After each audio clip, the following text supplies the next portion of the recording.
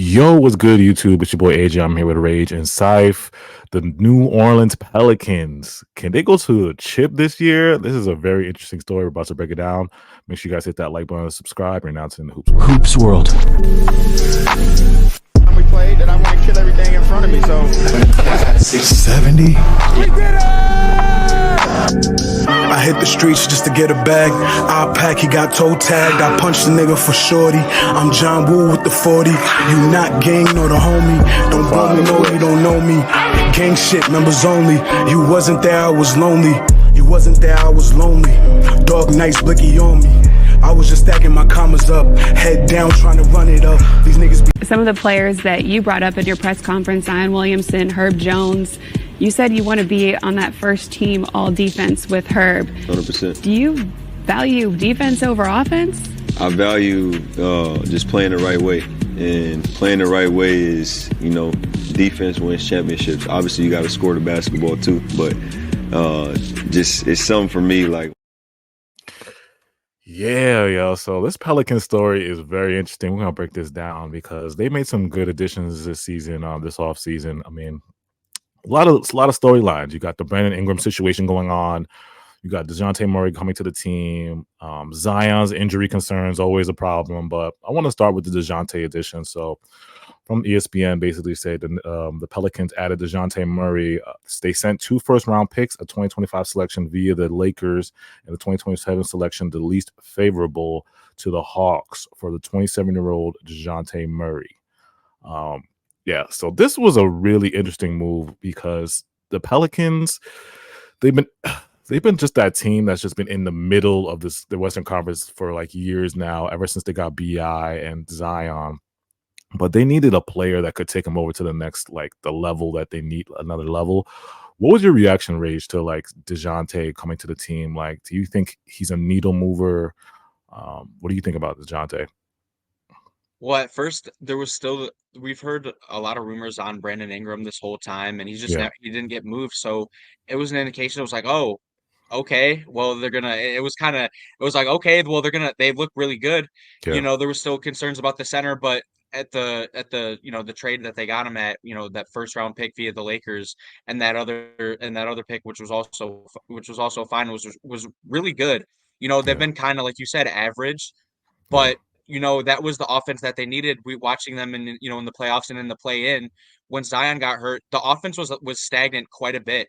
And outside of when there's no Zion, it was just CJ McCollum and Brandon Ingram, and you had nobody else creating. And so DeJounte really helps them out in terms of that. Obviously there is still the defensive thing going on. You still wonder what's going to happen there, but they can still make more acquisitions. They added Daniel Tice. That'll be a backup big for them that he shouldn't be starting. But, they lost Jonas Valanciunas, but they look solid. Their offense will be very, very good. They got him on a steal, but, it's still wondering what's going to happen with Brandon Ingram. Yeah. What about you, Syph? What was your thoughts on Dejounte? I mean, I was a little surprised that it happened. Yeah, there were Murray trade rumors. I have expected the Lakers, because there was that rumor last year that there was a 3-team offer where he would go to the Lakers and we would end up with D'Lo. Ultimately, the Hawks did get what they wanted. They got 2 good players and they got 2 picks. Yeah. So good on them.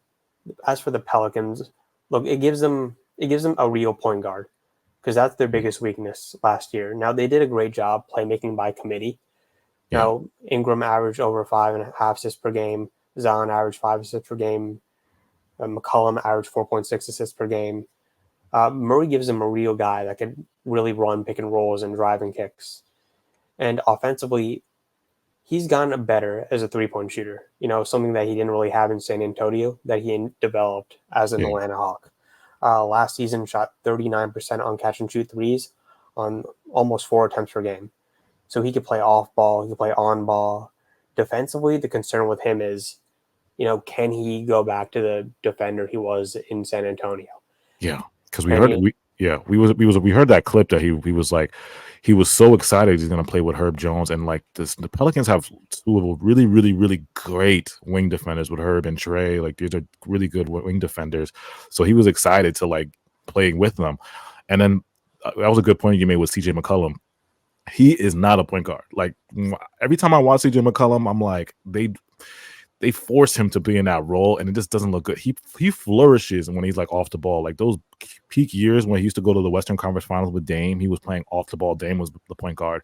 He was just so good at coming off the ball, creating at times, but more of like a two play with you. Like he's kind of like that kind of archetype. So it's like now that they have Dejounte, they got somebody that can go downhill and then draw a lot of attention going downhill. He's so quick. His first step is so fast.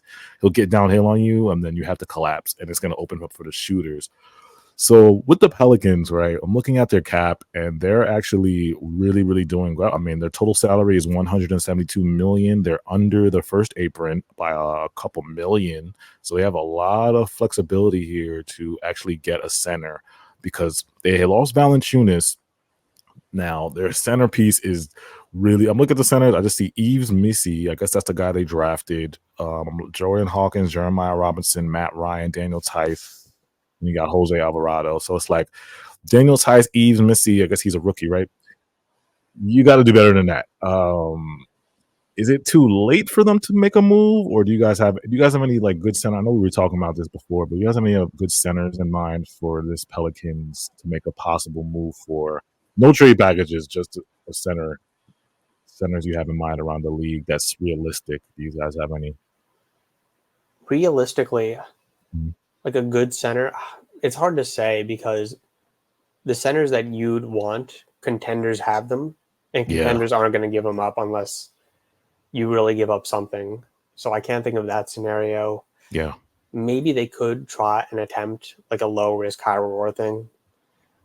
It's not realistic. Like maybe they could trade for Daron and give it a shot with him, but do you think they're stuck in this situation? Like they just have to trust it and just go with their Yves Missy, this guy they drafted, and Daniel Tice, and call it a day? And do you think the center position will affect them trying to go to the Western Conference Finals? Like, does it limit them? It would, because especially in the West, look, you're dealing with Chet, you're dealing with Jokic, you're dealing with Lively. Like there's anything that the playoffs proved, is that having a very strong big man rotation is just way too important. Yeah, I agree. Well, Brandon Ingram. So we'll get to the Brandon Ingram. So this is so tough because Brandon Ingram is like, when he got into the league, and I was telling this before we got on here, he was like, everybody was like, this is the KD prototype. He could 6'9", 6'10", scored all three levels.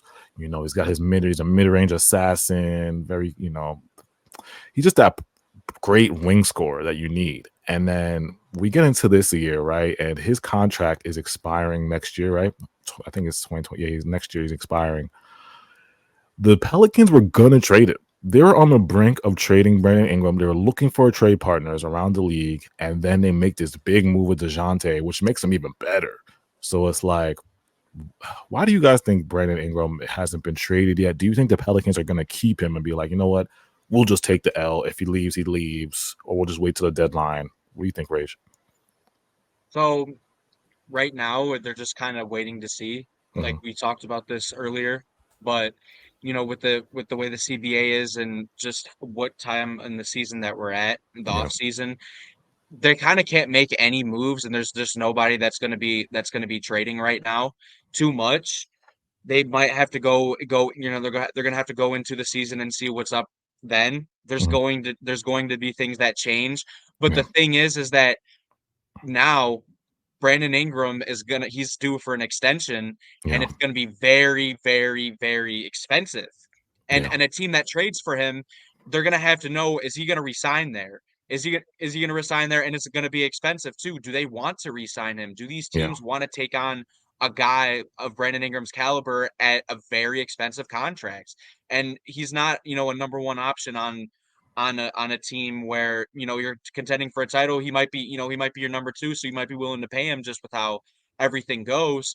But that's just a thing that every team is going to have to decide. And, you know, why he hasn't really been moved. Teams just don't want to trade for him and can't really afford him. You want to go on again, Saif? Yeah, and honestly, the problem with Ingram in his game and why his trademark is down, along with the whole CBA stuff, is like he's changed as a player. Like a couple of years ago when he made the All-Star team, he was taking a bunch of threes, 6 threes a game, 38, 39% shooting, 3-point shooting. Now he's taking half the amount on worse efficiency. Like he's focusing more on his mid-range shot. And look, I like mid-range shooting a lot. You can't be a high-volume mid-range shooter and take less threes and expect to be a portable player in the NBA. Like I think he has the talent to be a second option, but with his play style change, like he can't be a second option unless he starts taking more threes. Yeah, he's got to up his level because now if he stays with the Pelicans, his value, he's got to have a great year because he wants his value to be top notch. He's got to show the league like, yo, I'm still like that. I could be a number one because either at the deadline, if the Pelicans move him, if you're a GM, you got to be like, call the Pelicans GM or call Brandon Ingram and be like, yo, do you really want to be here? Because we're taking a risk on you. If we give up a whole bunch for you and you leave us, that's a huge risk because I'm thinking Brandon Ingram's market, what is it? He's 27, right? So it's like, I think he's around 20 mil a year at the maybe 20 mil plus. Am I wrong with that? 20 mil plus? Is that what y'all put BI's worth is? Oh, that's so tough. I don't know. I think you go lower. I think with Brandon Ingram, his value in terms of that, I'd give him 30 like around 30? like 30 something. 30. But 50 is whoa. pushing it. I think he's worth like 50 is pushing mid-30s. it. Like I think he's worth around like 35 million per 35? year. You think 35? But he's gonna want what I 50 think. because he's in that weird tier of like almost an all-star but better than a starter, like that in-between tier, that DeMar DeRozan tier. Yeah. No, I probably was 30 is around this because it's like the new CBA. These guys are getting overpaid. Like some of these guys that we're seeing getting paid are like 40. Desmond Bain getting 40, 38. So it's like he's gonna be it's gonna be interesting to see what his market is going into free agency next year if he does enter free agency or he does trade for a team. Well, we'll see what happens, but make sure you guys hit that like button, subscribe, follow us on Instagram and Twitter at Hoops World. Let us know in the comments. Do you think the Pelicans can go all the way? Do you think their lack of a center is going to hurt them? Do you think if Zion, Brandon Ingram, and Dejounte Murray stay healthy, man, and they are on all cylinders, this could be a scary dark horse team in the NBA, though. So let us know in the comments. We'll be back. Appreciate you guys so much.